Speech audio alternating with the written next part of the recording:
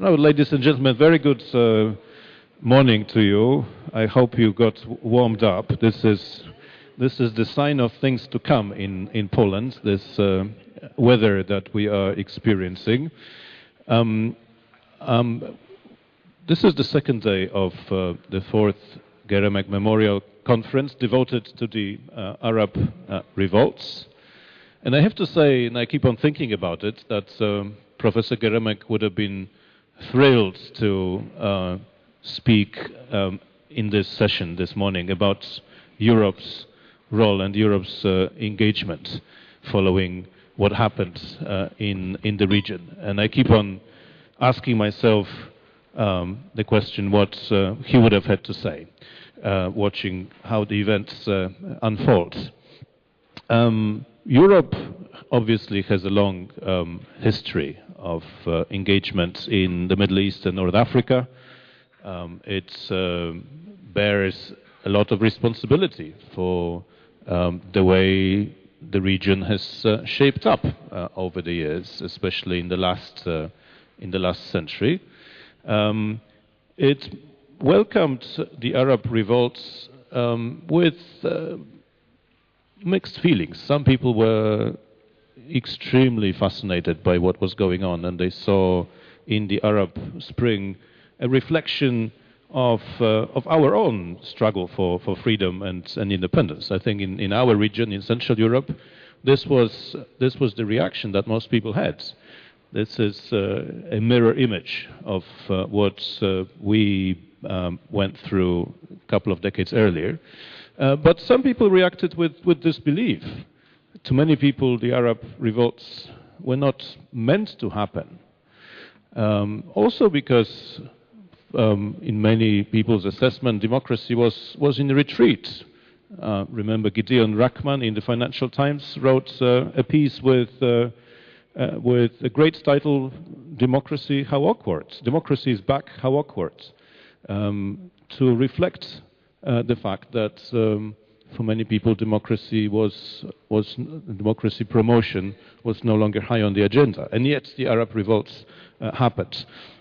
Well, that was some time ago. The situation has got much more complicated since. The European Union put forward an offer on the table, which basically grows from what the EU has always been about, but is also an attempt to be more creative and to be more forthcoming. The offer "more for more," that's how the European Commission has phrased it. Mobility, markets, market access, was a creative attempt to respond to the situation. Was it sufficient attempt? That's something we would like to discuss during this panel. I would like to introduce our five excellent speakers this morning, starting with Leila Nachawati, who is a Syrian Spanish activist and writer. Yes. Ovation is very much appropriate for her. She is, among many roles, a co-founder of Syria Untold, a media project which tries to capture what is going on in Syria at the level of different civil society organizations. Ebtissam El Kailani is an attorney in international private and public law in Libya and France. And she founded a network of lawyers among the diaspora called Lawyers for Justice in Libya. Welcome.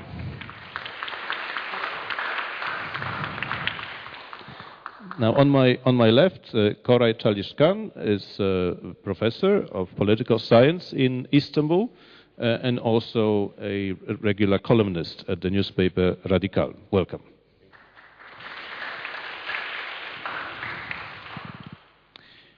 And obviously, Istanbul is a European city, or at least a city which is a bridge. But we have also two EU-European speakers, Christian Peter Hanelt from the Bertelsmann Stiftung, who leads the Foundation's Middle East and North Africa work, who has been a journalist in the past, but he has also worked on the ground training journalists in the region, helping to promote literacy in Egypt. Warm welcome, Christian.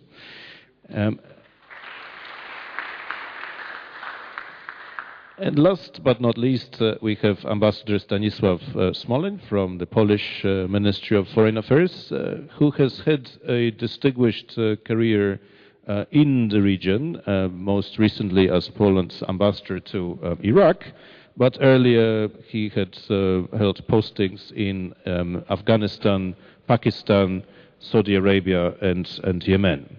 Very warm welcome to you as well.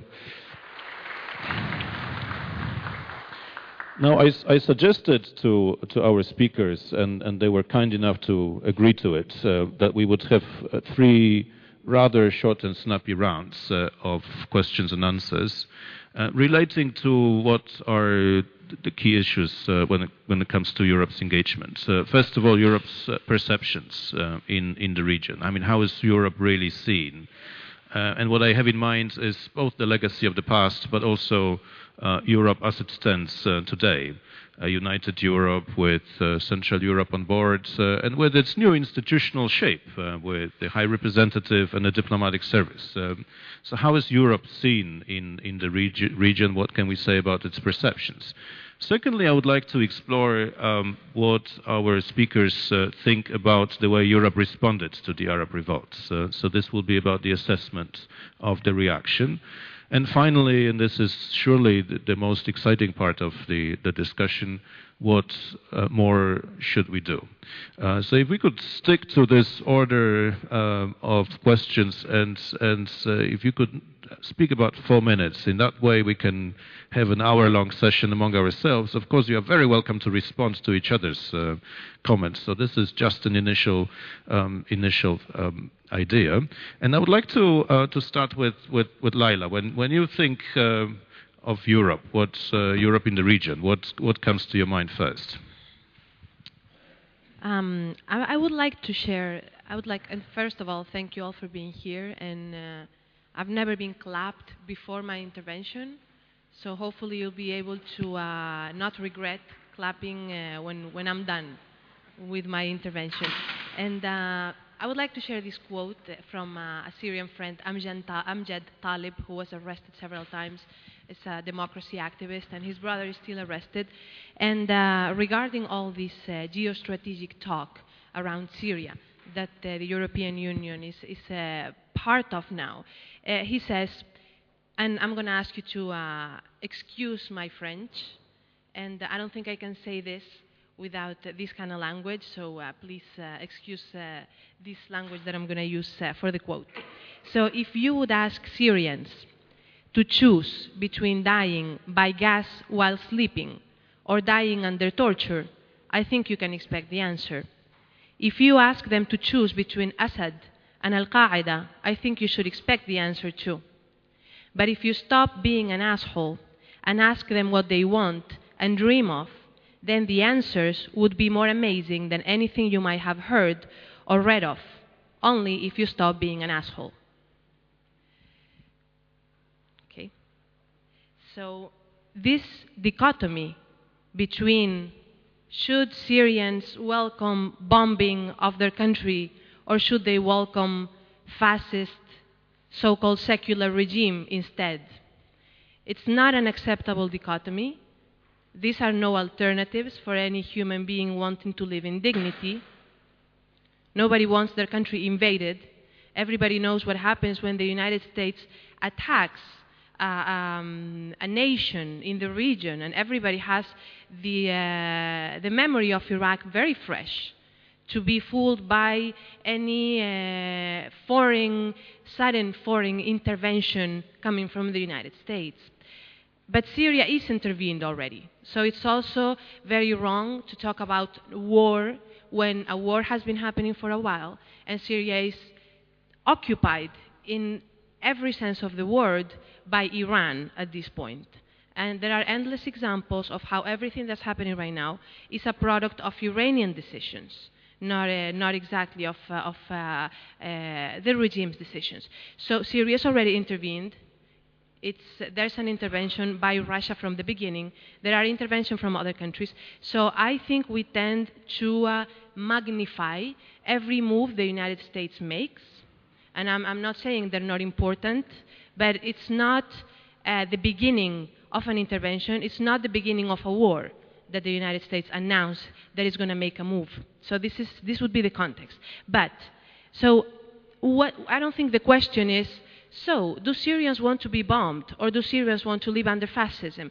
The question for us, and the question for anyone wanting to create bridges with Syrians right now, is what can we do to save what's left of the civic movement that is being drowned by the geostrategic talk and interests, and by all forms of extremists that are now trying to profit from chaos on the country to impose their own agendas.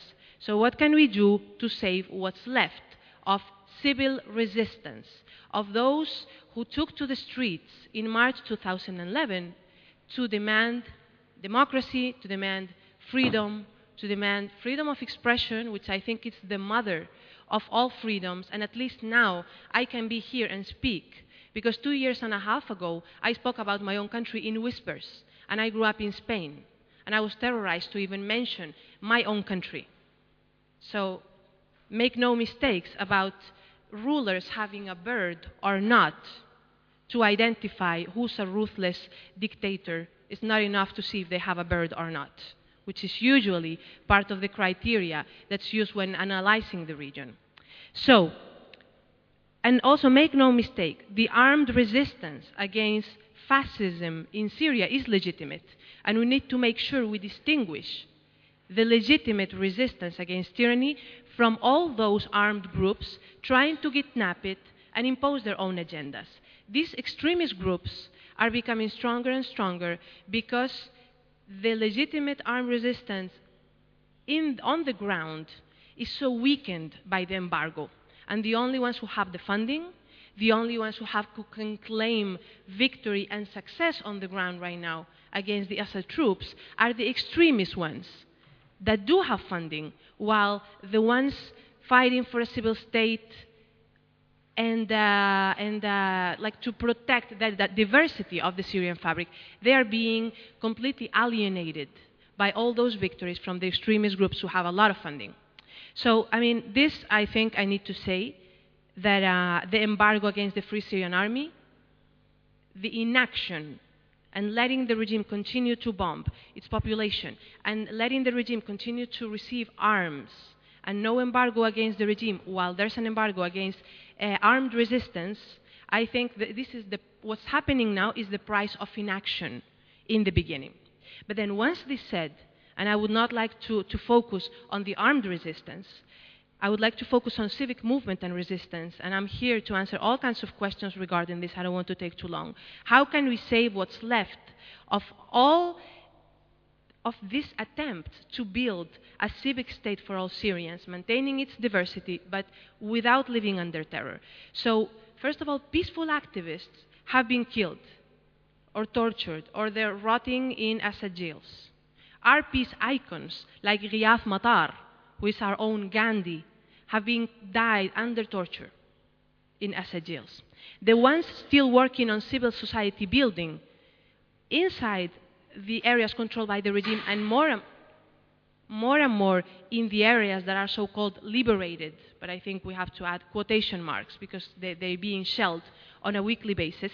But on the liberated areas, there are people on the ground working on rebuilding hospitals, rebuilding schools, trying to maintain diversity and having this coexistence and talks so that hatred does not ignite Syrian society.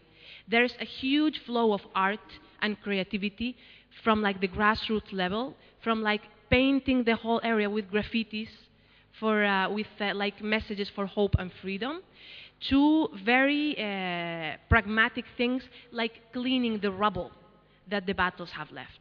These people are alienated, these people are isolated, these people now not only fight the regime, now they fight the Islamist, extremist elements trying to impose their own agendas. But actually, their voice is there, but is being drowned by all this huge conversation about geostrategy, about militarization, and nobody's actually listening to them. I welcome you to take a look at this project that I'm launching now with a group of Syrians that's called Syria Untold. Syria Untold. We aim to provide a big picture of the evolution of the civic movement in Syria, from music, art, and creativity to rebuilding, and everything that has to do with the voices of Syrians since 2011 until now and how it has evolved. So I welcome you to take a look at Syria Untold to see the endless examples of this. And I think the role of anyone, including the European Union, to maintain some sort of dignity regarding Syria is to aid these groups on the ground. The local coordination committees are very well organized considering the stress and the pressure they face. So any bridges that can be set with the local groups on the ground, local coordination committees, and identifying all these groups working at a grassroots level, that is crucial because they need visibility and they need support, not to be discouraged by all attempts to try to kidnap their uprising. Paweł, I think it's very important to put this into the framework for our European friends here. We can do as Europeans a lot of things to help the Syrian civic development, which goes beyond a debate about armament or military strike, or our fear if we intervene somehow or do something in Syria that we either support the brutal Assad regime or we support the Islamist forces. I think it's very important that we really highlight that small projects and activities which are helping civic movements on the ground, which go beyond the already liberated areas, can help not only to create hope, but to create the human conditions. And it is very important to appeal here that we need an urgent action to help the refugee issue to be tackled. This is an unbelievable and undescribable human tragedy, what is taking place. In the EU, yes, Germany and Sweden are going ahead with 5,000 Syrian refugees, and we in Germany, we have 60,000 Syrian Germans, and the bureaucracy in Germany is asked to allow the Syrian Germans to get their relatives from the region to take care of them. We need a European political and civil action to help the refugees. And I want to tell you, the point is not the financial issue with the refugees in Jordan or Libya, Lebanon or Turkey. The point is we urgently need doctors, handcrafts, teachers from all over Europe or the world to go to Turkey, to go to Lebanon, and to go to Jordan to help to cope with the tragedy of the refugees. At least from those who fled outside, which are more than 2 million. And when you imagine that 5 million are running around in the country, this is every fifth Syrian is a refugee, or fourth is a refugee. And when you just imagine Jordan, every seventh Jordanian is a Syrian refugee. Just imagine this for the Polish society or for the German society, having so many refugees in your country to cope with. And Jordan doesn't have the resources like Poland or Germany has and Lebanon has. So at least this has to be done. And on the political level, there are two things what politically the EU has urgently to do. The first is, as Leila explained, our conflict we have in the West with the Iranian nuclear and rocket program is shadowing on Syria. And we need to put this into a political framework to push our American friends that negotiations between America and Iran have now, with the new Iranian president, to go strongly on a negotiation footage, so that the struggle we have with Iran and Iran's role in the region goes out of the Syrian issue. because the Syrians are going, or the Syrian population is going to take hostage by the Iranian, by our conflict with Iran. And secondly, as Europeans, we have to continue to work that Washington and Moscow are going to solve their bilateral disputes they have on a number of issues, and to try to take Russia and the Russian government into a position that they take responsibility for the Syrian people and the Syrian transformation, which goes beyond supporting any form of Islamic extremism on the one hand, or extremism and dictatorship from the Assad regime on the other hand, but to support the people of Syria in order to prevent that the country is really falling apart, because it's just in danger to falling much more apart, and it is not in the interest of any country, even not of Russia, that Lebanon, Syria, Iraq, and to a sort like Bahrain is going to fall totally apart. It's not in our interest. Sorry to say. Thank you very much, Leila and Christian, for this powerful plea with respect to Syria, and you spoke both about the civil society movements and about the geopolitics of it, and I want to come back to Leila for a moment, if I may, because you said at some point that the position in which the civil activists find themselves today is a function of the geopolitical game, but at the end you urged us to try to convince our publics and our governments to be engaged in support of the civil society on the grounds. If you were to take stock of how much support they were getting at the moment, what would you say? Is it at least noticeable? And what type of critical mass would we need to have in place for this support to be meaningful, given the geopolitical maneuverings which are going on at the same time? Well, the first thing, I mean, it all starts with legitimacy. So just believing in them, just showing them that they are legitimate actors, legitimate interlocutors for the European Union, I mean, that is already a lot. These people are seeing how everybody's talking about Syria, asking the wrong questions about Syria for a while now, and their voices are being drowned. So just giving visibility to these voices, making them feel part of the big conversation internationally, I mean, it's crucial. Right now, they're invisible. They're invisible. They're not anywhere. There's this increasingly heated conversation on militarization, on geopolitics, and actually nothing is being told through international media, in international conversations, about the actual work on rebuilding the country that is taking place on the ground. And I'm sure most people here have not heard of a single campaign or example of rebuilding in Syria, because it's actually drowned, it's invisible. So giving them legitimacy, making them realize that they're not alone, setting bridges with them, and there are ways. I mean, there are many ways to contact them and work with them financially, but not only, to help them rebuild their own country at a very micro-local level at first. Yeah, thank you very much. Ebtissam, you have strong feelings about the example of Western intervention in your country, where the West intervenes more forcefully, to put it that way, led by France and Great Britain, with the United States on the back seats. What sort of security implications and implications relating to the rule of law has that intervention produced?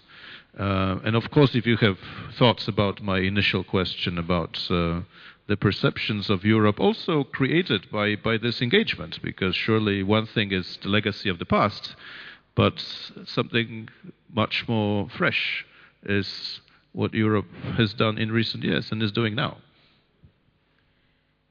Actually,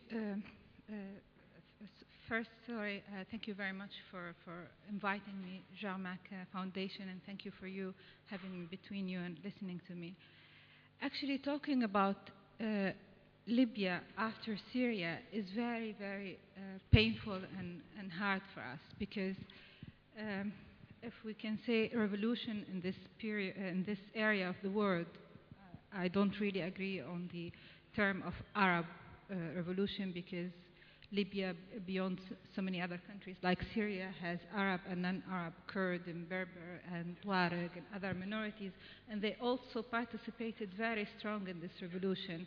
And by calling it all the time Arab revolution, we're just ignoring their role in the revolution.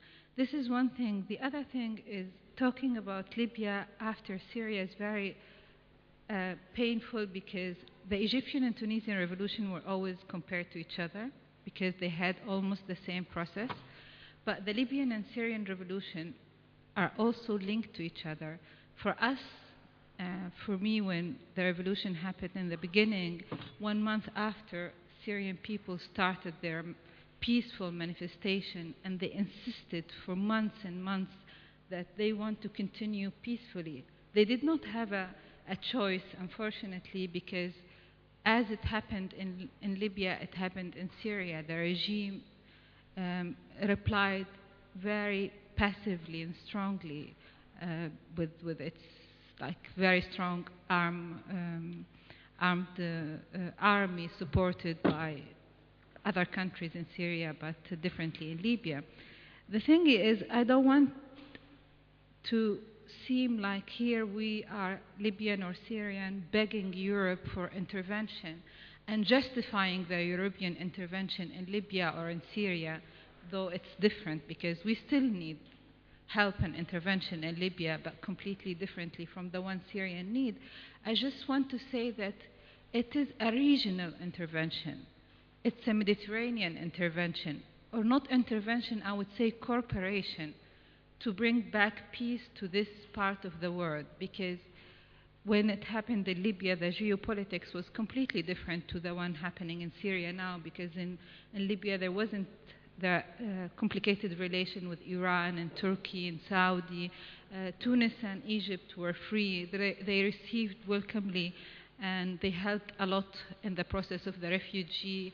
They helped the Libyan transfer arms and foods and everything into Libya. This was completely a complete and huge luck for us that unfortunately Syrians don't have today.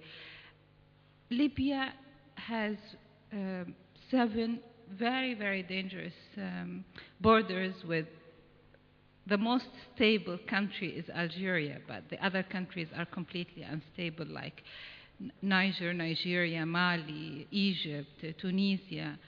And the 8th biggest border is the Libyan coast on the Mediterranean. Libya is has very close 3 hours flight borders with Italy, with France, with Greece.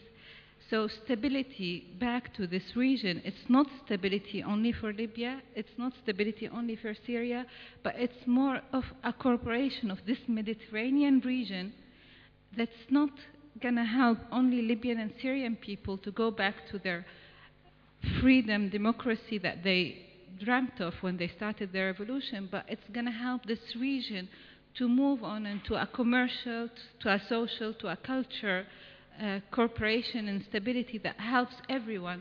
So here, I don't think what Leila wants to pass as a message is help us, please, we're here to beg, more than help the region, help us and help yourself to bring back to the region a real stability that helps everyone to move on to the stability and democracy that we've seen in other regions when they had certain cooperation in Latin America or in Asia, different Far East or Central Asian. So the necessity of the rule of European community in the south part of the Mediterranean is not just to help this part of the world, but it's also to help the European Union to have a stable and strong relationship that prevents immigrations, arm and human traffics and other problems that's being caused because of this situation. Koray, Turkey has been strongly influenced by the European process. What Turkey is today carries the imprint of the European Union. You were the point of reference after the change in the region started. And then things got complicated. The Syrian case is a powerful example, because Turkey had an altogether different set of hopes for the region and for Syria, while at the moment you are at the forefront of those calling for an intervention. How would you assess how your frame of mind with respect to the dynamics on the ground has changed, and what role Europe has played in that process? Thank you, Pavel. Very good question. Two more thanks. One to Bronisław Geremek Foundation. It's wonderful to be here. I'll come again if you invite me.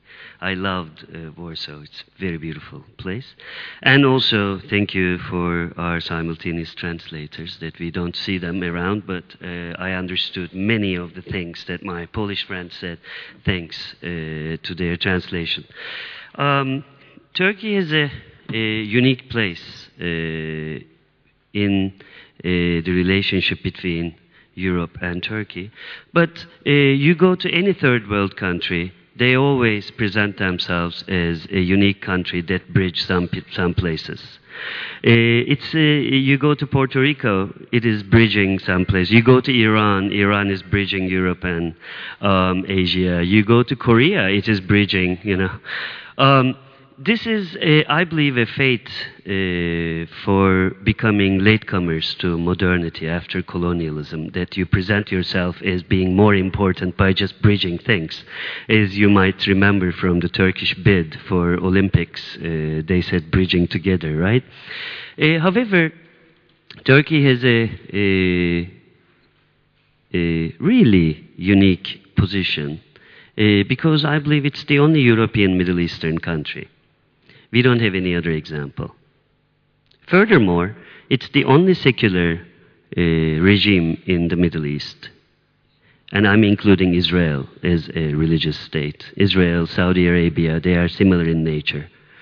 And we tried to have a modern secular regime without inciting a civil war. Of course, the Kemalist times were not very easy for many Turks, but the experiment seems to be working very well. And interestingly, the Islamist government of AK Party is proud to be representing Turkey in the Middle East as an example, thanks to the very Atatürk's reforms that they have been undermining for the last 10 years. This is the most ironical, I believe, situation in Turkey. There is an important change going on in Turkish foreign policy that started around 2.5, 3 years ago, and we can see it very clearly right now. 5 years ago, you would find me talking about Turkish government as a conservative European government, okay? Very much like Christian Democrats in Europe. Right now, you wouldn't have me talking that way, because they proved that they are an Islamist government with a clear agenda without saying it. I can talk about this for hours, but I'm not going to do that. I'll save you, and we can have a conversation later. I can give you empirical examples of why this is the case. What happened? Unfortunately, one of the major problems of Turkish democracy was army's insistence on its political role. In the last 5 years, Turkish civil and political society joined its forces to make sure that the army stays away from politics. Everyone from liberals to socialists supported AK Party because we believed that they were Democrats and that they had a true belief in European Union candidacy. What happened is the following.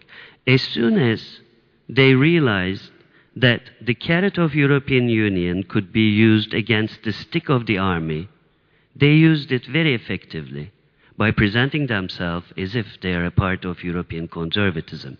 No, they are a part of Middle Eastern Ikhwan. We know that very clearly right now. So as soon as they realized that we supported them as seculars, as socialists, as liberals, as socialists, even socialist left-wing Islamists, okay? As soon as they realized the army is in their barracks and they wouldn't come back, around 20% of the colonels in Turkish army are in jail right now, as you know. The fastest civilization process of a third world civilization, not in the sense of civilization, making it civil, right? Getting rid of the army. So as soon as they realized that it's over and the army wouldn't come back, why? Because I'm not an AK Party follower, probably some of you might have guessed that, right? But I would stand against the army if they showed their nose out of their barracks against the Islamists in my country. I would never give an Islamist to an army, as my Egyptian friends did in Cairo. Never. Because when the army comes, you can't have democracy, you can't have development. They are trained to kill, and we don't like them, okay? And ironically, of course, Turkish army killed Turkish citizens more than non-Turkish citizens in the last 75 years, but this is a different story. What did AK Party do? As soon as the army was in the barracks, they took the carrot of European Union, ate it, took the stick of the army and hit it on the people. I'm coming to Gezi demonstrations. Prime Minister Erdogan decided to demolish the only green area of the most important square of the most important city of the country, a shopping mall and a residential tower.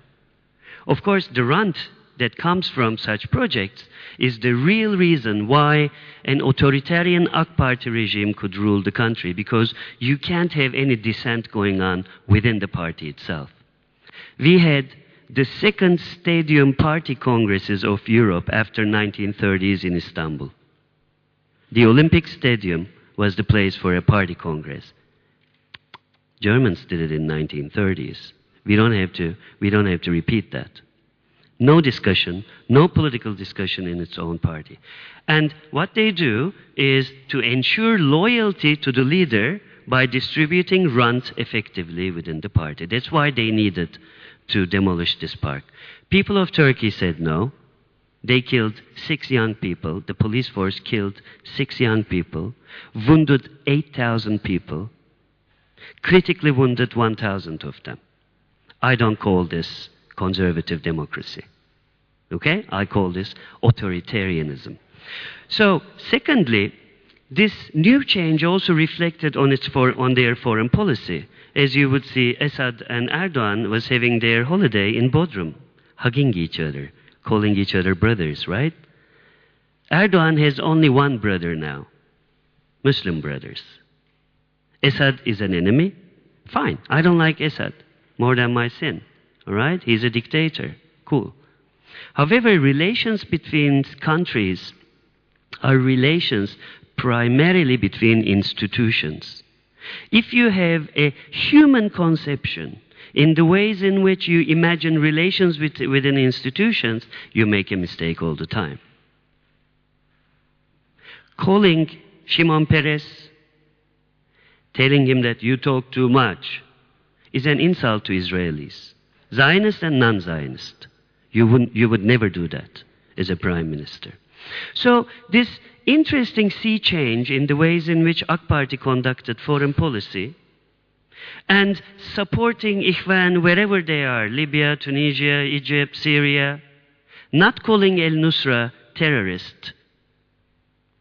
Formally, the Turkish Minister of Foreign Affairs was asked, do you qualify for you, how do you see al-Nusra? Our European partners are seeing them as terrorists.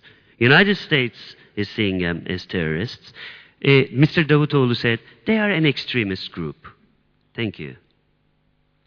So why are they doing this? Because if they can pump the Islamist and radical Islamist movements in the Middle East, their Islamism is going to look like moderate to Europeans. And they don't believe in European Union project anymore. They don't do anything other than telling people that they are for European Union. Telling is one thing, doing is another. So, two main problems that push Turkey to the edges of international politics, totally isolated. However, we could have a wonderful opportunity, right? A candidate European Union, a candidate, right? Talking to people in the Middle East by using a language that it might be more difficult for Europeans to use, other Europeans to use. And we lost this opportunity. Egyptians don't listen to us. Iraqis don't listen to us. Syrians don't listen to us. Furthermore, we effectively lost our border with the Arab world. Iraq, northern Iraq is Kurdistan. I was there 10 days ago. I met with the Prime Minister, the Kurdish Minister of Foreign Affairs. Okay? They call the region Kurdistan, whoever they are, because it is called Kurdistan. Turks don't. Northern Iraq, they call it. In Syria, most of the border between Turkey and Syria is controlled by either PYD, the Kurds, okay, or al-Nusra, and also a Free Syrian Army, somewhat. But Nusra is controlling most of it. So what you have, Turkey has a border with Al-Qaeda and Kurds, right? This should be our conception. Furthermore, Turkey's border with the Arab world and Middle East is European borders. And if we dream of a Europe that never see anything like the bombing of Warsaw in 1940s, if we dream of a Europe that solves, addresses problems as Professor Geremek advised us, talk, listen, then we need to make sure that Turkey becomes a part of those modern democracy, okay? Invite Turks to European Union more willingly, because Islamist AK Party will do its best for you to drive you crazy. Really. They're not going to be prepared. You're going to have a commission. They're going to send a diplomat who doesn't know English, okay, or German, or French, or Poles, maybe Arabic, but half Arabic from the religious schools that they learn. They're going to send people who are not prepared to pursue that important job. And this is empirically proven. Because Erdogan's mind is not a mindset of a European politician. Even Turkish ultranationalists are European ultranationalists. Okay?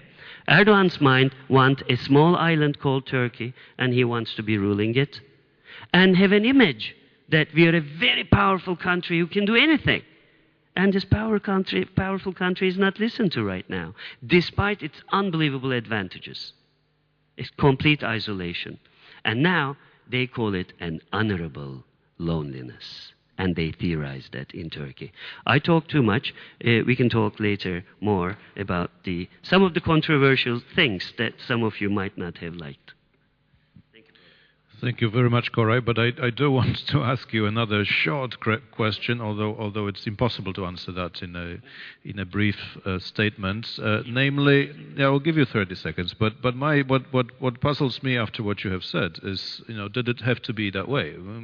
Because you spoke about Erdogan's transition from a conservative 3 years ago into an Islamist who disregards Europe and European values. I mean, you put it quite bluntly. I mean, was that transition inevitable? I mean, was he from the beginning carrying in his DNA codes the traits of who he is today?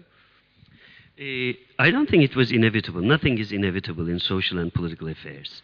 However, there was first a political economic precondition for it, second, local political precondition for it. Unfortunately, the very organization of AK Party provides it impossible for them to get critical input about their policies. I'll give you one example. The chief advisor to our prime minister thinks that Israel was behind the Temerrüt movement and the revolution in Egypt. That interest lobby of the Europeans are trying to upset the politics of my country. These are stupid enough, but listen to the third one. That foreigners, I don't know who they are, a German social democrat is not a foreigner for me. A German social democrat is an ally for me. A closer ally than a Turkish fascist. Okay? I don't have that mind. We're Europeans, we're a new generation. I don't know Polish, but Paweł is a friend.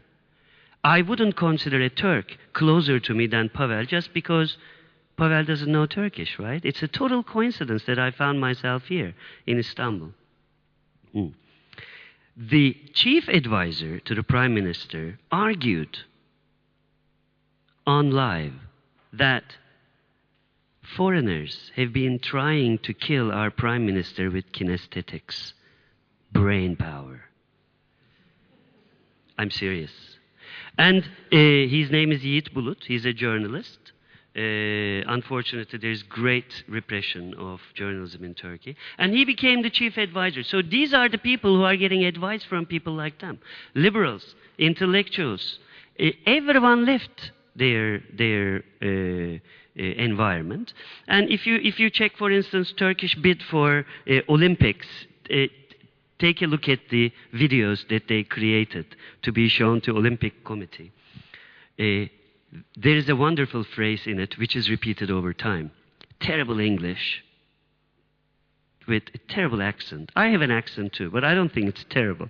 This is like elementary English that says, this game's bridging people, this game's a wrong grammar, no editing. Another is a Rihanna song, Shine Bright Like a Diamond, and it's just a clip. You see the quality, okay? Just to register that people around them already left them. They're alone right now. Strong, authoritarian, but not charismatic anymore. Erdogan's charisma is gone. Thanks so much, Koray. I would like to put this in let me just. I will just. Yeah, I want to ask you both with Ambassador Smoleń a specific question after what we have heard, because the question I'm asking myself is, if we were able to turn the clock back and assess the way we in Europe reacted to the change, to the revolutions at the time, knowing what we know today and what we have just heard from all the three of you, how much different what we did should have been? Ambassador, would you like to start? Myślę, że po pierwsze na tą część świata patrzymy ciągle jako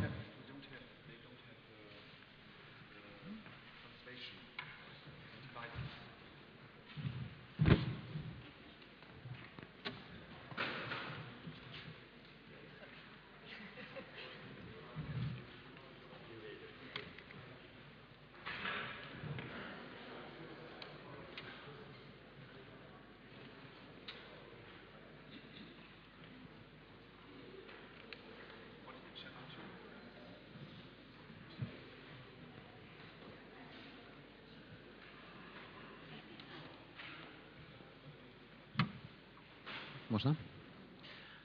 Że na tą część świata ciągle patrzymy jak na wzebraną rzekę,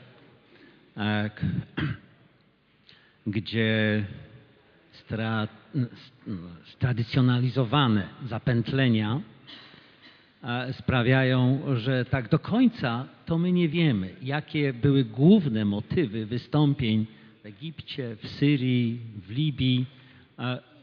Wiemy na pewno jedno, że na te zapętlenia składają się przeżywania kolonializmu i to tego podwójnego, tego datowanego z okresu Imperium Otomańskiego i tego europejskiego.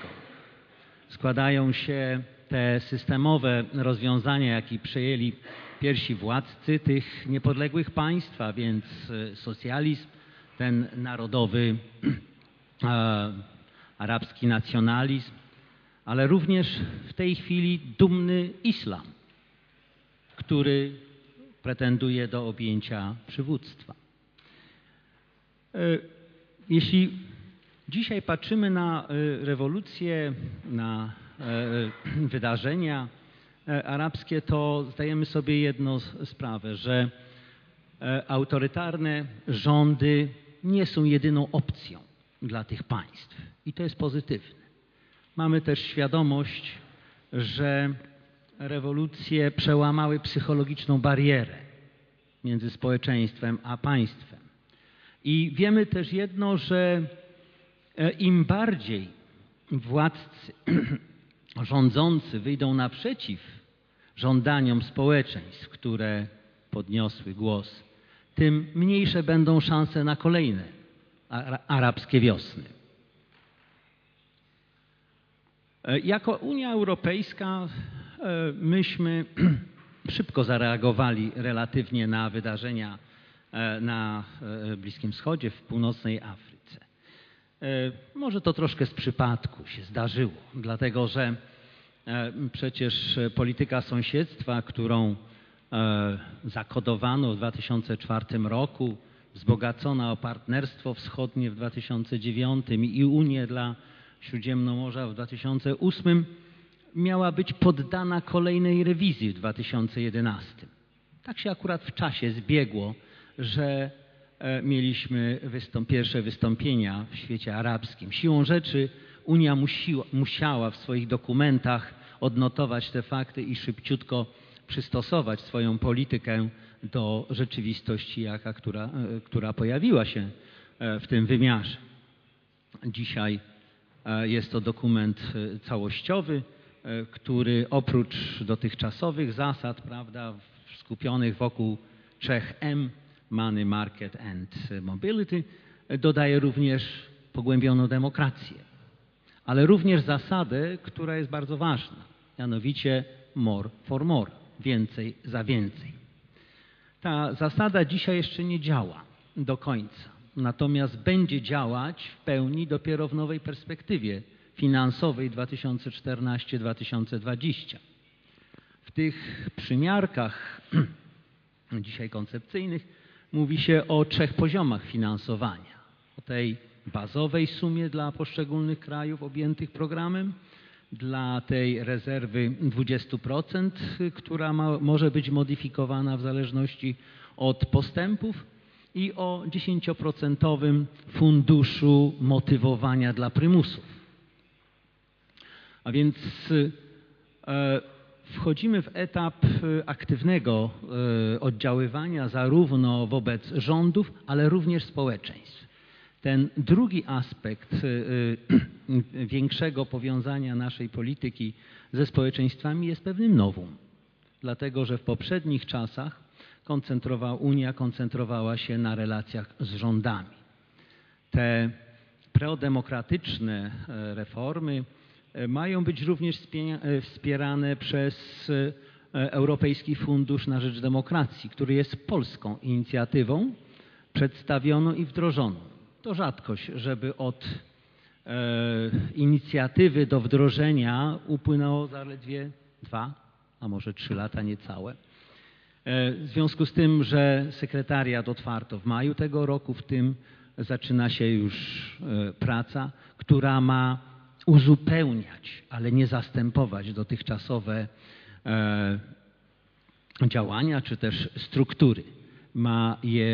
Ma sprawiać, że reakcja Unii Europejskiej będzie szybsza, efektywniejsza, właśnie może na tym poziomie, o którym Leila mówiła, właśnie organizacji społecznych, organizacji, które do tej pory z trudem przebijały się przez biurokratyczne mechanizmy Unii Europejskiej. Dziękuję. Thank you very much, Ambassador, for this overview of what the EU is doing in the region.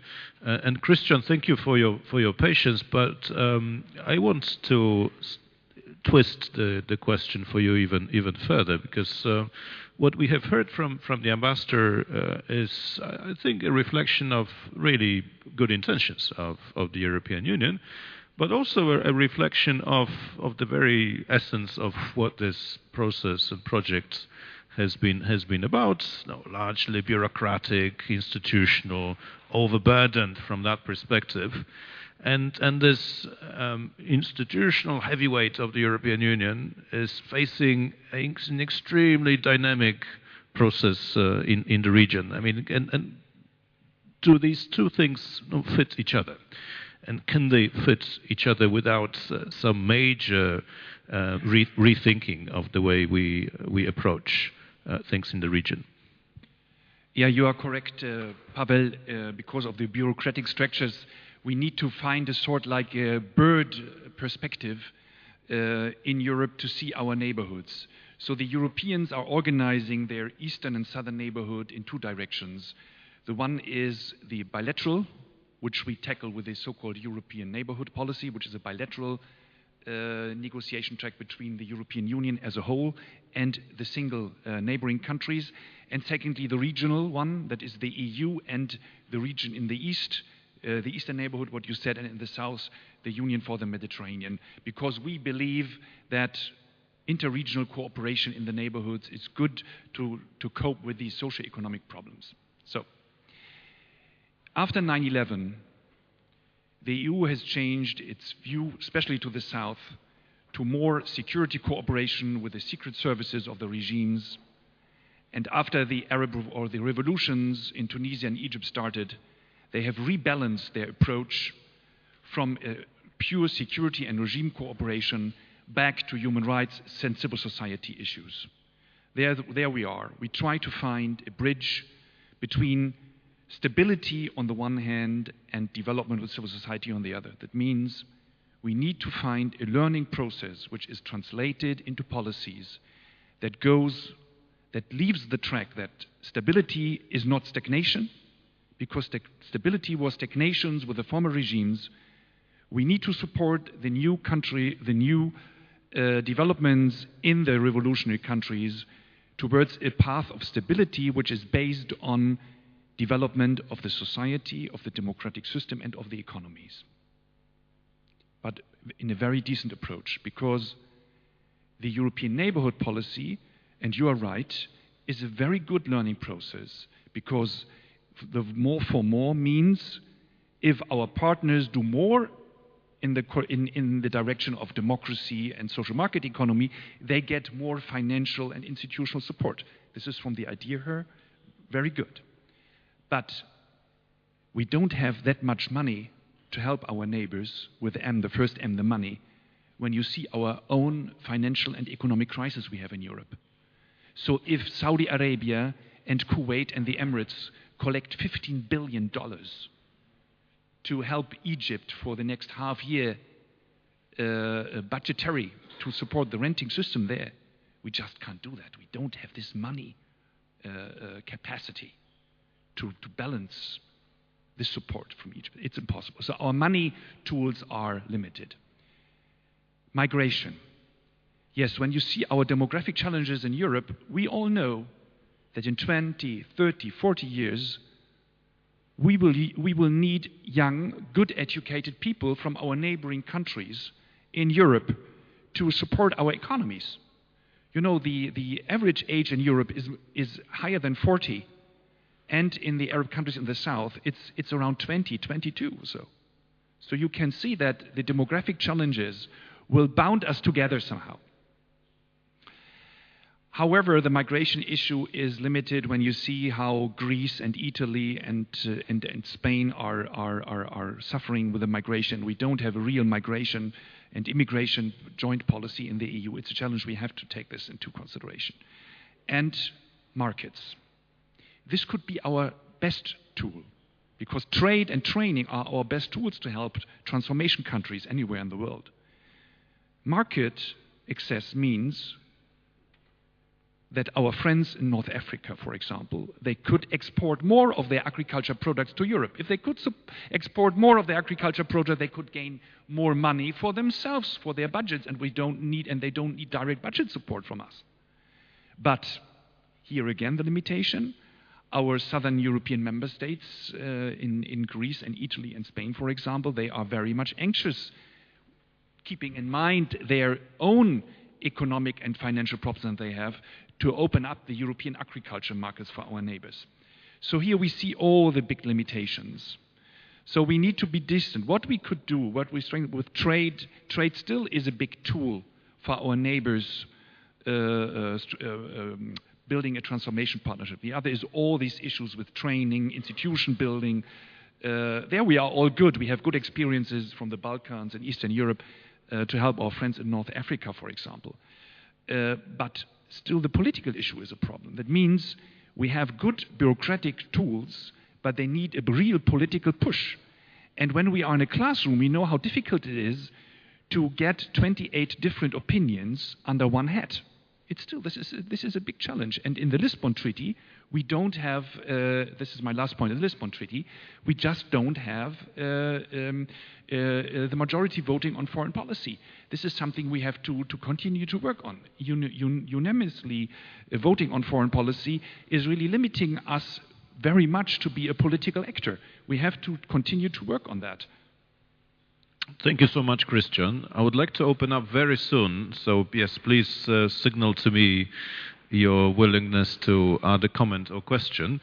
But before we do so, I would like to go back to Ebtissam and Leila with a question. I mean, if you were to say one thing you would wish Europe to do in the current situation, if Lady Ashton, the High Representative, was to join us for half an hour, and we were to give her some immediate ideas as to what Europe should do, what would you say? Well, actually, I would say first, I want to talk about the Libyan example, so Syrian would look at it as a lesson. There is always a necessity of intervention, politically, military, or economically. It depends from one place to another, Tunis, Libya, or Egypt, and Syria. In Libya, there was this necessity of protection civilian, and there was this different geopolitics that made it easy for Europe to interfere to help Libya from the attack of Gaddafi. It was just an answer to a punctual danger that finished. They opened, yes, they succeeded to help us get rid of Gaddafi, of a dictatorship that ran and ruined the country for 42 years, but without, and here it comes to my answer to your question, without having a real and sincere plan of helping this country to transfer to a democratic country for a long term, not just for Libya and for the region in more general view. Because what happened is Gaddafi left this warehouse of arms that he's been stocking there for 42 years.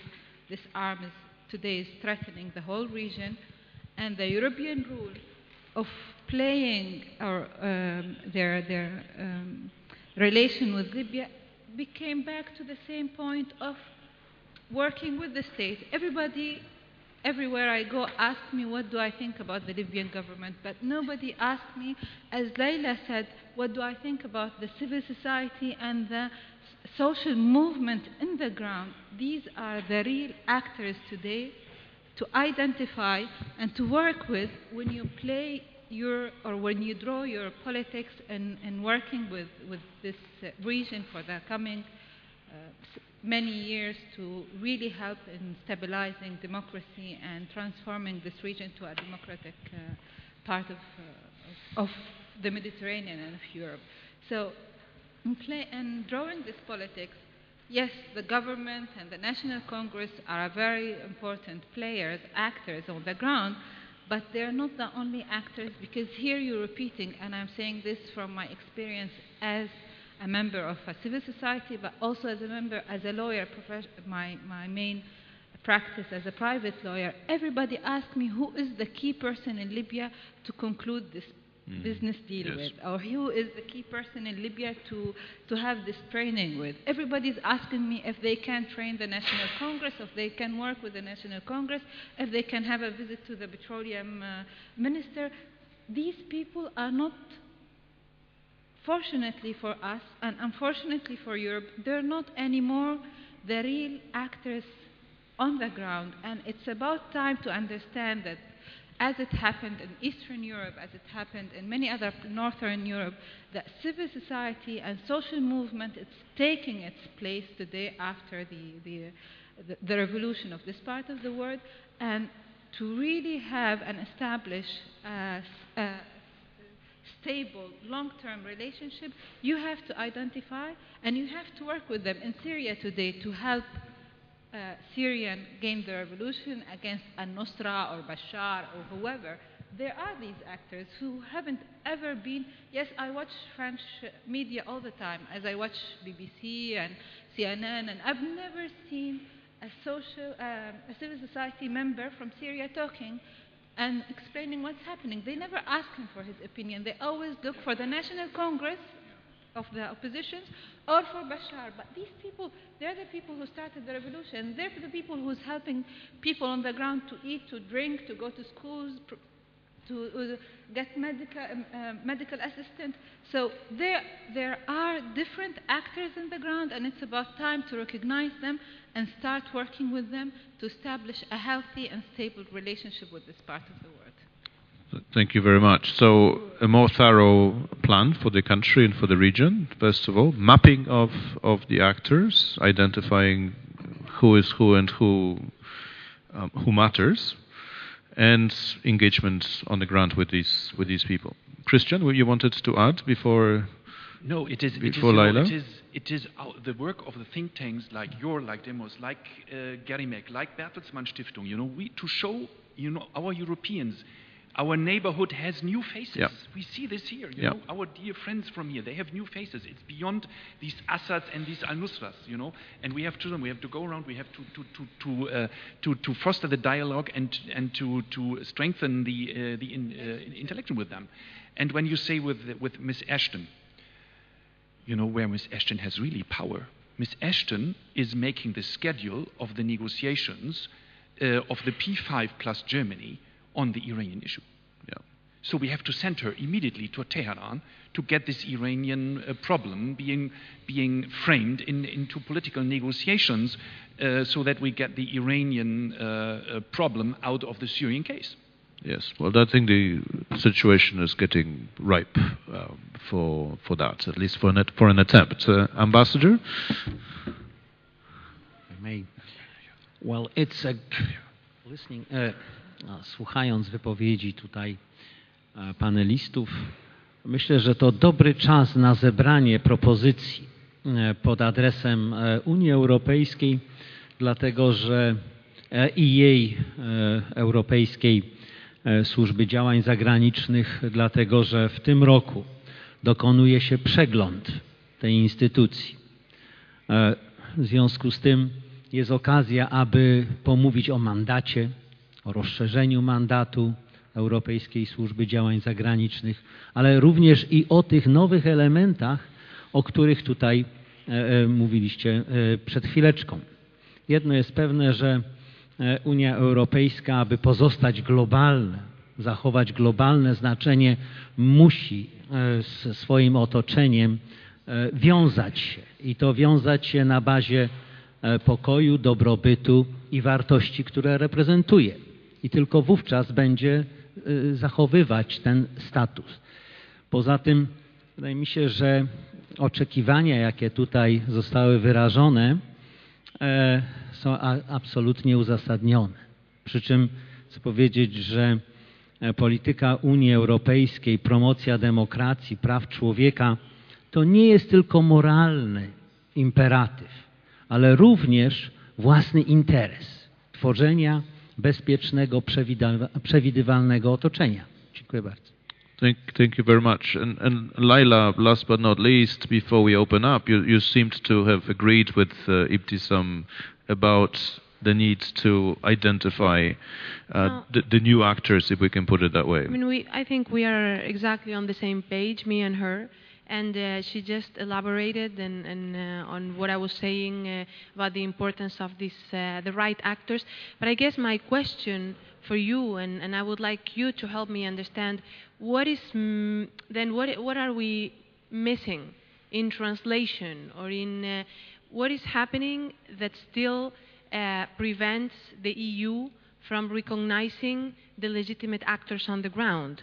And what are the steps that are still necessary for the EU to be able to see them, acknowledge them? And maybe if you have any suggestions on what can be done on this regard, I mean, I'd like to, because I think we all agree on the importance of these actors, but I guess something's missing because they're still not on the picture. And shield them. Paweł, and shield them. You know, for example, with the new government now in Egypt, you know, how are they going to treat the civil society there? You know, the last former Morsi government, they have been marginalizing the civil society with these laws. Will the new Egyptian government go on the same path as civil society, or will they help to open up so that all the civil society institutions from inside and outside can develop? Civil society is very important, that we get all the parts of the society to cope with the social and economic problems with these countries. And they have huge socio-economic problems. They need all part of the society to cope with this. We can only help you a little bit. We cannot put all of these things on your shoulders. And it will be our very, very strong question is, if the civil society institutions in Egypt will get under more pressure with the new government, what will we do? Yeah, perfect. Leila made my task easier in making the link between the panel discussion and discussion with the audience. When you asked what is lost in translation, we have about 25 minutes now before lunch, and the questions seem to be grouping in this corner for whatever. Yes, thank you. But we will go in the order of the way you signaled them to me. If you could introduce, wow, this is great. If you could introduce yourselves and be very brief in order for all of us to speak. Thank you. I'm Dimitris Bouris. I'm a research fellow at the European Neighborhood Policy Chair here at the College of Europe in Natolin. First of all, I would like to thank all of the speakers for this very thought-provocative, let's say, discussion. I've got a couple of comments and a couple of questions. First of all, what I think was missing from the discussion on Syria and Libya is clear examples of EU policies on the ground. And what I mean, what the EU has been doing until now on the ground, clear policies. Clear policies. EU policies, yeah. For example, in the case of Libya, the EU adopted two packages of 10 million and 50 million euros each. The one was to support the civil society and the government, and the other was made available for the period 2012-2013. Plus, we've got UBAN Libya mission, which the decision to establish this mission was taken in May this year, and I didn't hear anything about this mission. I can understand that it's a new mission, so it will be difficult to have an assessment, but if you could give us some more clear examples on what the EU has done on the ground in these cases. And with regard to Leila, you seemed to imply that the solution to what we have been witnessing in Syria is empowering the civil society. And I do agree with this, but do you think this is the only solution that the Europeans can give? And a very last question. Most of you... No, we can't take more than one, actually. That's something I forgot to say before. Okay. I will Unless be very, it's very urgent. brief. I will make an exception for you, but not for anybody else, Thank I'm you. afraid. Thank yes, you. I will be very brief. Most of you stressed the principle of more for more as something new. It's not something new. It has been there in all association agreements. previously. What is might new is the principle of less for less, and I didn't hear anyone discussing this. Thank you. Thank you very much. Patricia, you were next. Patricia Sasnal, Polish Institute of International Affairs. I want to draw you out a little bit on the new faces in the neighborhood thing. And it's my particular think tank experience, and I wonder whether you share it, Christian, Paweł, that even with the new faces, there are so few of them, or the very few of them monopolize the market, so to say. The same people go to every conference, and you really have a hard time finding new partners in this new setting, in this new environment. Almost more than 2 years ago now, so right after the revolution, there was a meeting in Paris, or in Brussels. The EU ISS, European Union Institute for Strategic Studies, organized this meeting to identify the new partners, and we thought to create a network of the new partners that we can cooperate with. But everyone keeps their contacts to themselves.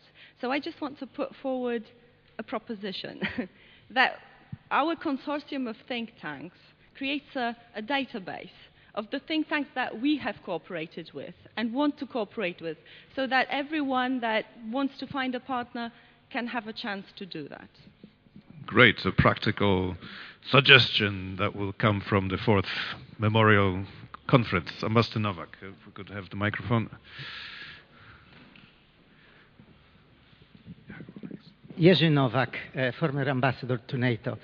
I must say I have a very unpleasant feeling of déjà vu when listening especially to this, what was said by Mr. Hanelt, or also to Ambassador Smoleń. If I compare this with the turmoil in Central and Eastern Europe 20 years ago. Europe was also impotent. We do not have money. We have nothing. We will not be able to accept you to the European Union, to NATO, and so on. De facto, we were left to ourselves. Something of the sort, there is no time to continue too much, something of the sort I hear in this case. It's true. It's realistic what you say.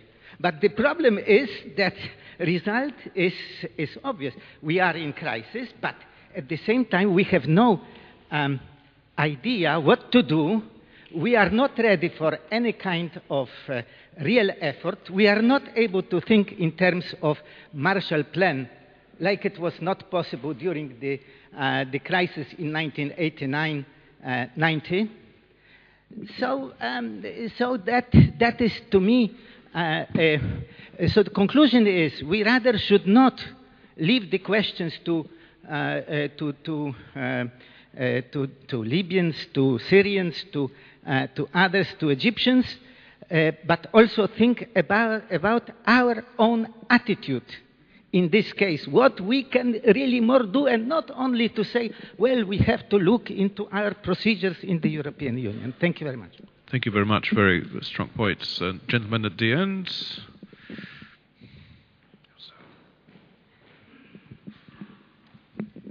Thank you. I'm Mazin Kumsiya from Palestine. My question really is about, since we asked about what's the role of Europe, wouldn't it be better if Europe just obeyed its own laws? It has the European Convention on Human Rights, and most European countries, to my knowledge, all of them, have signed the Universal Declaration of Human Rights. And there are laws in Europe that have to do with not supporting regimes and systems that persistently violate human rights. So isn't it time for Europe to have its own policies, rather than these hypocritical policies of the United States in Washington that are made by special interests in Washington, have its own policies? And this is something that I think would salvage the relationship of Europe with the Middle East instead of being dependent on Washington. A simple example of this is that 40% of European aid, humanitarian aid for the Palestinians, end up in Israeli pockets. And this is something that is a World Bank study.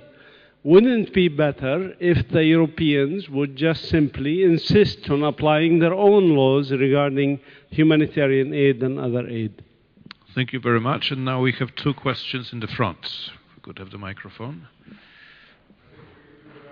For the translation, we have to use it. Yeah. For the translation, yeah. Anyway, I salute the ladies from the Middle East. Thank you very much for a lovely discussion. I'm Mark Raphael from Riyadh, Saudi Arabia.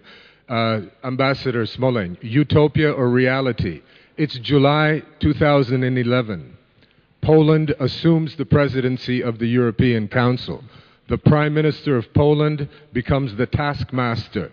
The Prime Minister of Poland represents a country that knows the horrors of war. We are heirs to John Paul II. Blessed be the peacemakers, they shall be called the sons of God. Poland has the tradition of the round table, export model, right? Poland wants to be a subject and not an object in international relations. Well, where were Warsaw talks in the second half of 2011 when all shit was breaking loose in Syria, although the Arab Spring was going well? I say that as a New Yorker, but also as a Pole, and I agree with the gentleman, and whoever talks about missed opportunities, life is not what you do, life is what you do not do.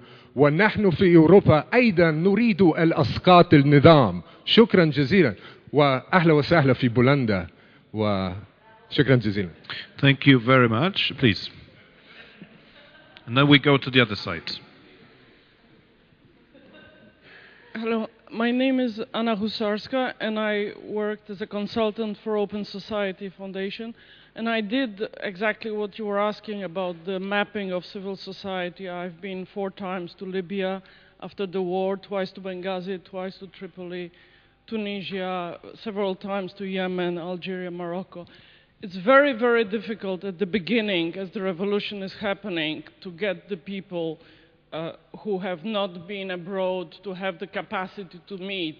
This is why we get only the usual suspects normally. I'm happy to speak with anybody about those. I have plenty of Rolodexes. There are lists that were made by OCHA.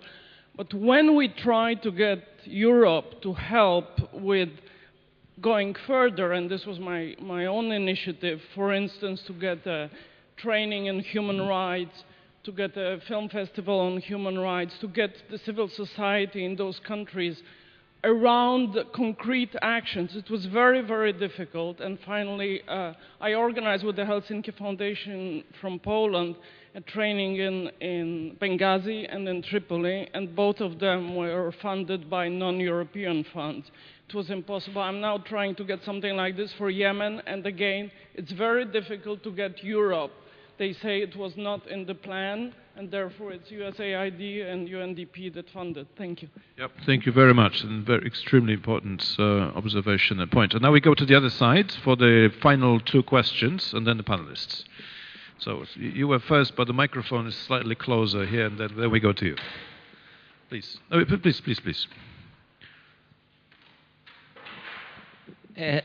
Thanks. I would like to respond to Leila's question. I don't see an easy answer for your question, Leila. It is not a matter of translation. It is, I am afraid that it is related to unresolved conflict between the geostrategic interest of Europe, of course, and the US, and its values. In Eastern Europe and in Poland, as an example, the West hadn't such a problem. Geostrategic interest and the democratic and the human rights values, it went hand in hand. But with the Middle East, with the Arab region, there is a serious conflict between the geostrategic interests, which are protected by Gaddafi in Libya. He was working to serve such interests. Mubarak in Egypt, even Saddam Hussein in several decades before the American occupation, American invasion of Iraq. So until Europe and US would be able to reconcile its geostrategic interest with its value, so the suffering of Leila or others would continue. Thank you very much. And the final question.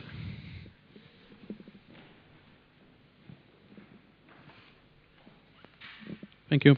Cyprian Kozera, National Defense University. Speaking about Libya, I guess that we forgot to mention that the rebel in Libya ignites the rebellion in Mali, and Operation Serval provokes terror accidents in Algeria and Niger. Then what can the European states do to stop rise of crime and terror, trans-Saharan crime and terror? And half B of the question is, could the drones solve the problem? Thank you. Yeah, thank you very much. This is an extremely important. There is the last question, then next door. But this was an important point about the capability to act. Please. Thank you very much for letting me ask the last question. My name is Sławomir Ludwikowski. I'm an investment banker, an independent investment banker, working in Poland in finance for the last 30 years. What provoked me is the question that was posed to one of the panelists: what should we ask of Lady Ashton? We should ask the European Union for a vision. I think the word vision is missing in this discussion yesterday and today. The founders of the Polish democracy, Professor Geremek looking at us, Adam Michnik, who was with us, and a few other persons, Mr. Warszawski, for example, when they started the first organized opposition in the communist bloc in mid-70s, they had a vision. But what happened in the next 35 years went beyond their vision. They never dreamed that within their lifetime we would be part of NATO, would be part of the European Union, and we would be a free country, and decisions about Poles would not be made in Kremlin, but in Warsaw. Now, we need a vision. The European Union needs to have a statesman stand up and say to all these countries, you are going to be members of maybe not European Union, but Union of Independent States, Union of free people within a free trade zone, free capital zone. Let's communicate not to the governments, to the military, to the congresses of the states, but to the people, to the society. Yes, you have a chance to join the developed, civilized world within your lifetime, 20, 30, 40 years, but within your lifetime. And let's set the criteria. Thank you very much. Thank you very much. Excellent questions. We really have to finish, unless it's a burning question and you can put it in a nutshell. Okay, comment, good. Hello, first I would like to introduce myself. My name is Ahmed Burhema. I'm the new consul of the United Arab Emirates here in Warsaw. I would like to just reply to Kristen. I think, in my opinion, that Syria and Libya and these other countries, that what they expect from the EU, not only the financial support. First of all, mainly and most importantly, is to have a serious action from the EU and from the UN and the big countries to just stop a serious action to stop this killing in Syria, for example, and other countries. And second of all, as the lady said, they need to start finding these people. I am sure that I believe that in Syria and Libya there are a lot of politicians, a lot of businessmen, they can lead this country to a new future. Thank you. Thank you so much. An excellent set of questions, all of them on a wide range of issues, and we have 6 minutes to tackle all of them, and there's 5 of us. Koray, if I can, it's a free world, so you can speak about what you want from what you've heard, but what I would hope for is that you address the question about geostrategic interest and the difficulty of reconciling them. Is it really about geostrategic interest, or are we getting it completely wrong to focus our minds on this interplay of geostrategic interest? Pavel, I already talked a lot. I'll address this question to the gentleman later. We have 6 minutes, so I give my right to my friends here. Is it okay? That's also part of the freedom. But think about what, if you don't mind, Leila. This question about the mapping of actors and how to make this interaction easier. I'm sure that you must have lots of ideas. Yeah. Well, one of our friends in the audience said, what else? And what else apart from civil society? Well, we're focusing on civil society. I already mentioned that I think the embargo against the moderate factions of the Free Syrian Army has been very hurtful and has made extremists stronger. But let's not focus right now on the armed part, because I think this is a talk about more how to contribute to society building and think about mid-term and long-term, not only about the emergency situation we have now. Otherwise, we're going to have an increasing difficult decades and generations to come ahead of us if we don't think of strategies to empower civil society right now. So I really agree with the word vision. I think it's a very good way to frame what's missing here. And I was having this very interesting talk with Agnus yesterday, one of our colleagues too, and he was saying that, for instance, in the case of Poland, since we're here now, Poland could start thinking of ways to be actually part of the solution with this vision based on their own experience. So for a country who rebuilt from scratch almost, from the rubble, a city, it's like the Ave Phoenix. It's an extremely inspiring example, and it gives me hope as a Syrian that everything is not lost. And how? What are the very material, technical recipes for this rebuilding?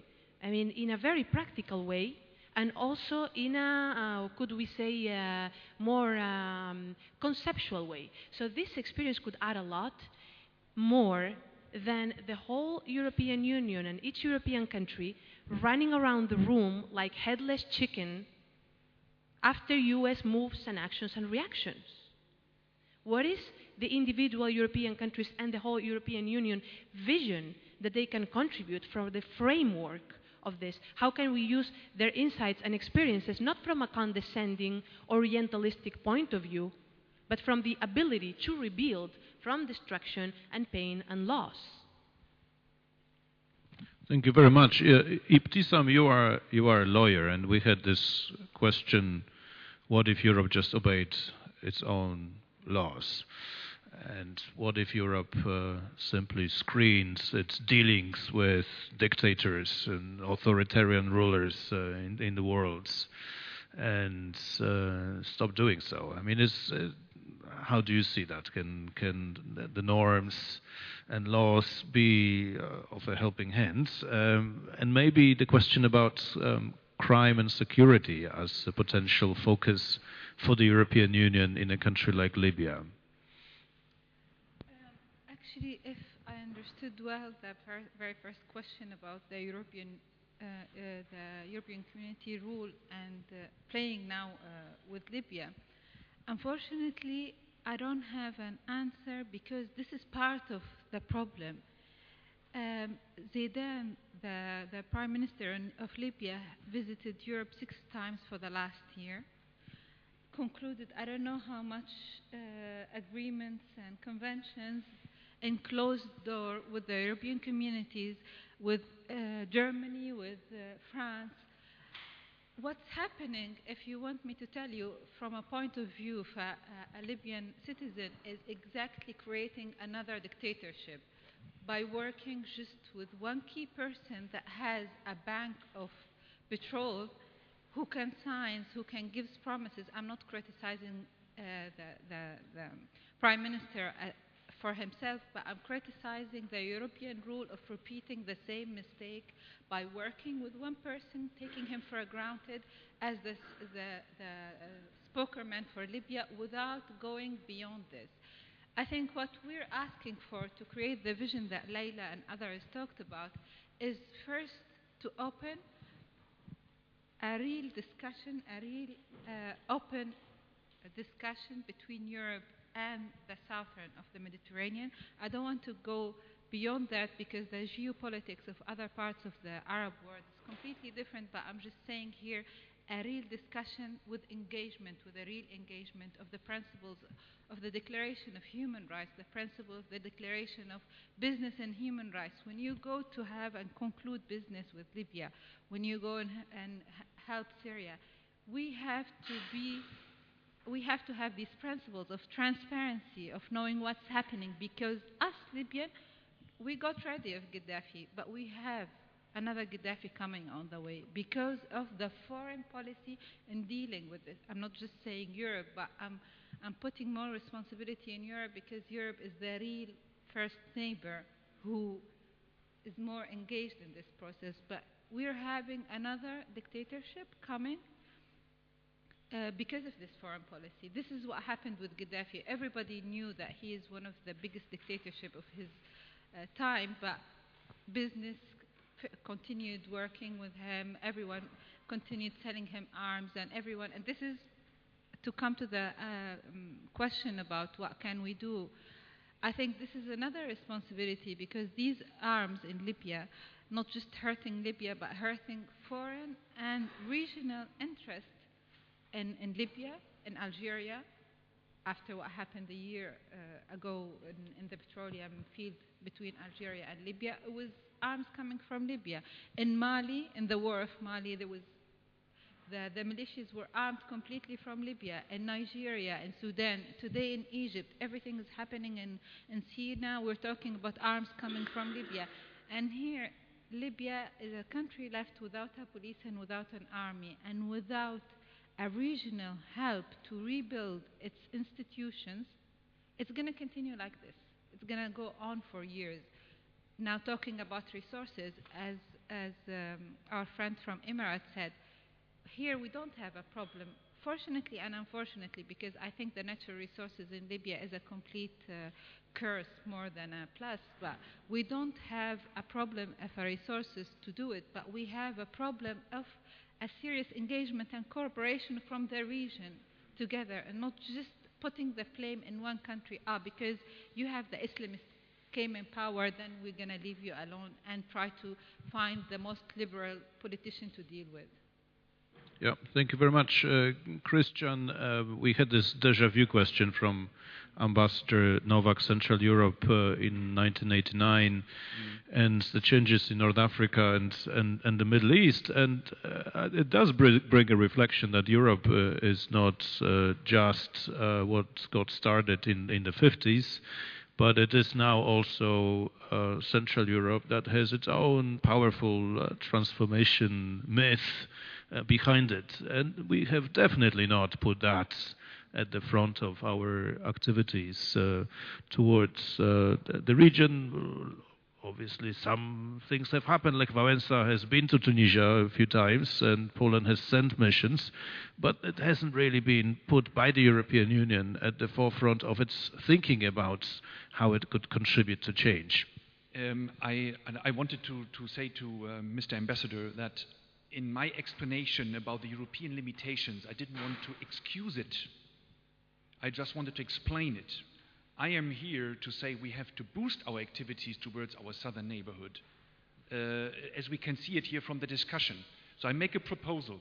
If we have limitations as Europeans, not just financially, just in activity, we could make just job sharing. Why don't we take 3 member states and the EU Commission, to tackle on the issue of North Africa. Take 3 other member states plus the EU Commission to work on Turkey. taking 3 member states and the EU Commission working on the Israeli-Palestinian conflict. Taking 3 member states and the EU Commission to work on the Iranian issue, because all these 4 challenges in the south we have need urgent action. And we don't need 28 policies and 2 joint policies towards these 4 problems. We need joint action. So perhaps the idea of job sharing can help us. Secondly, I have a very concrete proposal for Anna. I need what Anna is doing, Excellency, is very important. Why don't the European Fund for Democracy doesn't give her the funds? Sorry, yes, I think so. Because, and I think it's good. I think it's good that Poland is leading this. It's very good. Also with your experience as roundtable. Take the lead in this. I like it, you know. I like that Poland is going to make a house of democracy in Tunisia. I like it. Go ahead. Go ahead, do this. And with the job sharing, we have an excellent example what Germany is doing with the UAE. You know, we together are having the Office of Reconstruction of the Syrian economy. We are working on everything for the Syrian economic reconstruction for the day after. This is something which is excellently preparation between the EU and the UAE. It needs more political support, of course, and has some shortcomings, but this is something of the job sharing things we could do with the GCC together.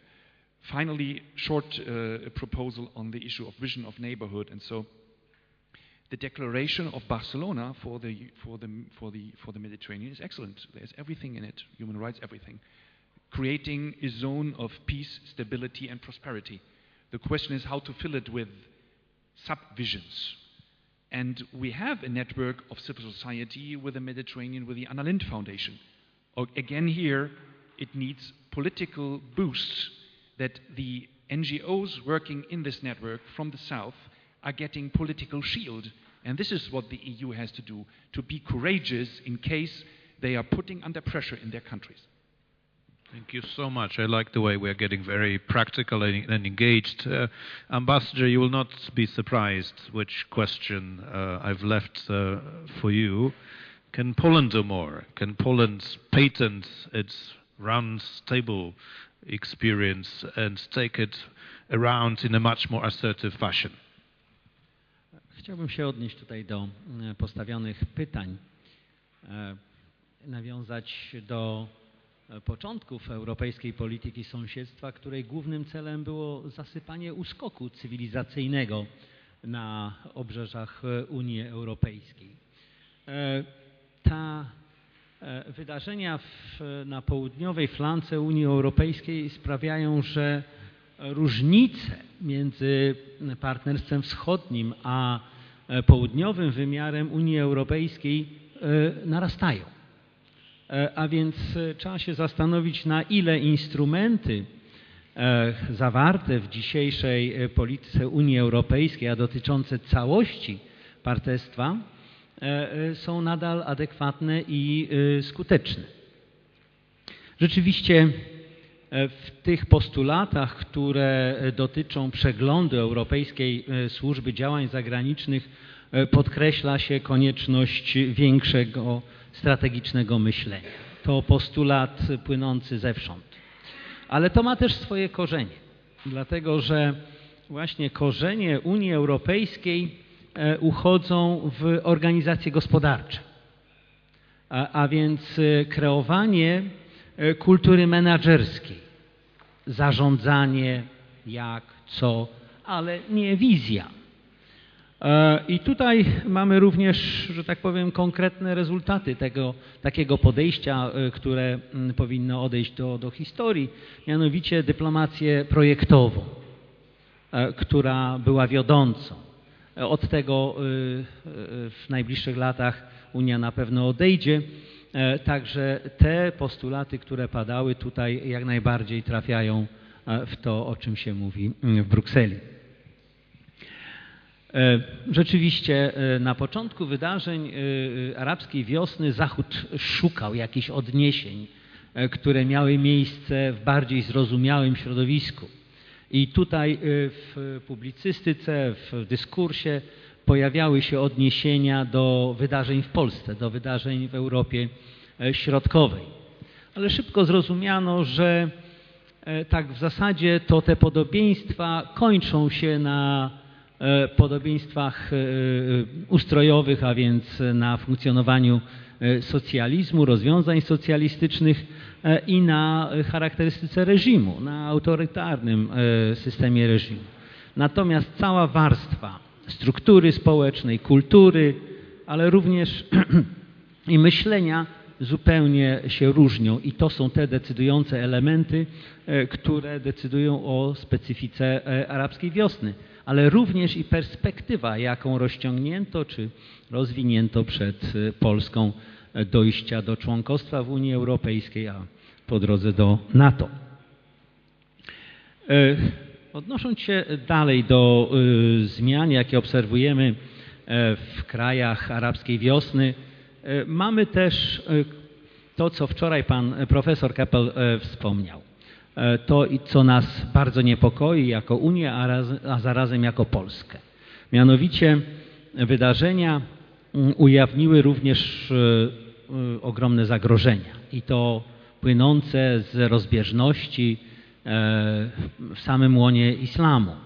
To, co właśnie określa się arabskim słowem fitna.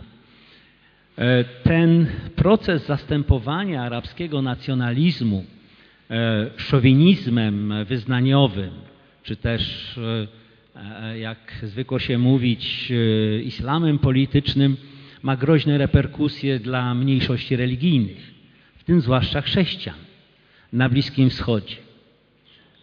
I to są kolejne wyzwania dla polityki unijnej, aby zachować strukturę etniczną, strukturę religijną na Bliskim Wschodzie jako element demokratyzujący tamtejsze społeczeństwa.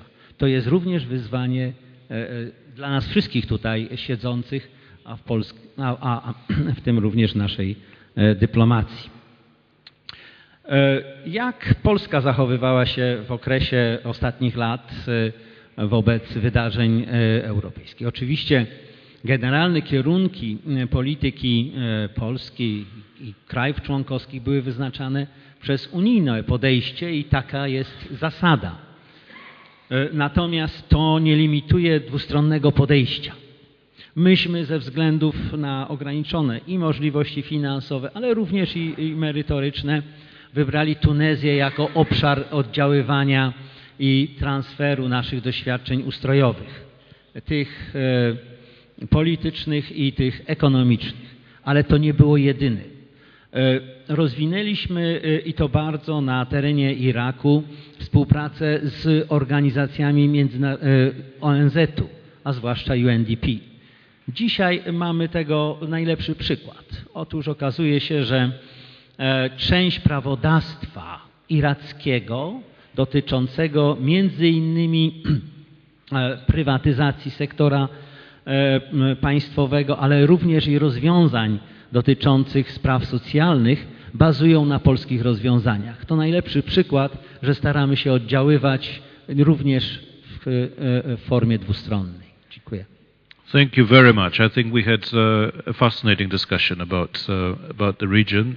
I was struck by two things. I was struck by the thing that we were, in a way, torn between the demands of geopolitics, which has to be put right, and the reality on the ground, where lots of people are struggling for dignity, freedom, and all that.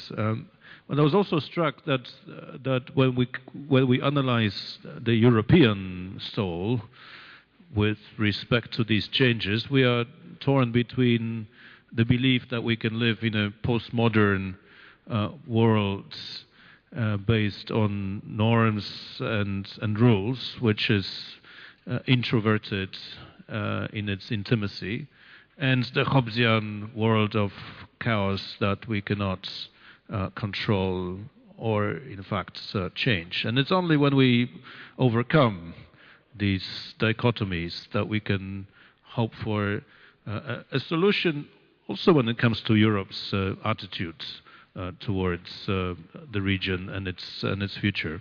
I would like to thank our 5 panelists for the excellent, powerful contributions. And Koray, Ebtissam, Leila, Christian, Stanisław, thank you very much.